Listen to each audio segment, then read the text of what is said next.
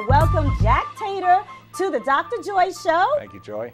And he is the author of Safe for Retirement. In the book, we talk a lot about different ways of eating right, and it really boils down to a number of different things. We actually spent some time looking at different diets out there. Right. Japanese diet, Mediterranean diets, which are very, very healthy diets. I mean, the stats are just, they're staggering in terms of the healthiness compared to what Americans are. But it really boils down to eating the fruits, right, the vegetables, right, the greens, right, eating things high in vitamins. I mean, it's really common sense types of things.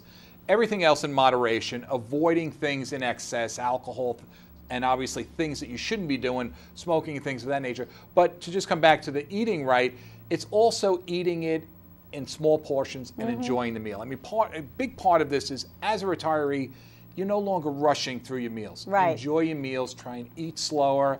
I know you're a big proponent of eating slower and chewing your food properly. Right, a number 20 of times. Exactly, exactly. But it's now enjoying the meals. Right. And it's funny because a lot of retirees really kind of take a hobby on of cooking. Yes. And getting into cooking and cooking with the proper ingredients. Either they take that up as a hobby, or they like to go out to eat. I know my mother, she loves to go out to eat because she doesn't like to cook, but she's a big proponent about chewing. Every time she puts something in her mouth, she has to chew it 20 times, and her next birthday, she's going to be 80. That's so great. And she's very active. Now let's jump into organic versus not. What do you think about that? Well, the whole question of organic versus not is one that is bouncing around in obviously current events out there. I'm a big proponent of really taking a look properly at what you need to have organically and what you don't need to have. Exactly. Now, also you need to understand that there are certain regulations with what the government considers to be organic, right, that may or may not be organic enough for you. Exactly. So there are certain foods that you should be taking a look at and buying organically.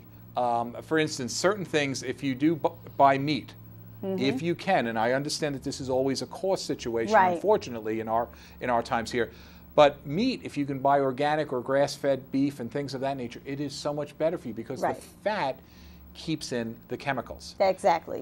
Similarly with milk. We've seen that with milk. Now, whether or not how you feel about milk and having it, having the grandchildren over, they like to have their milk and things of that nature. Right, right. There are also a number of fruits and vegetables out there which you really want to, if you can, have them organic. And you have the list here. The list is in there of them all, with the ones in there that you should be considering buying that are organic. And a lot of that is, take for instance something like celery. Yes.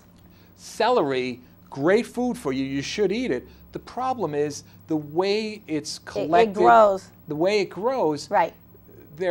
I think in the book we talk about there's been celery found with 42 types of pesticides. Well, that's because the pesticides, because I did a show on soil and organic versus non-organic, and my guest was actually, she was the director, or is the director, that runs the Princeton market. Right. Right. So that's another place where you can go and get your organic food. Right. It's a great place. Right. So, but it's the fact that these things are deep rooted in the ground, in the soil, and then it's the soil that has the pesticides because it's not treated. Right. So therefore, that's how we get those, I call them bugs. Right. But so let's jump on now, Jack. You mentioned stress in health and wellness, your health and wellness section.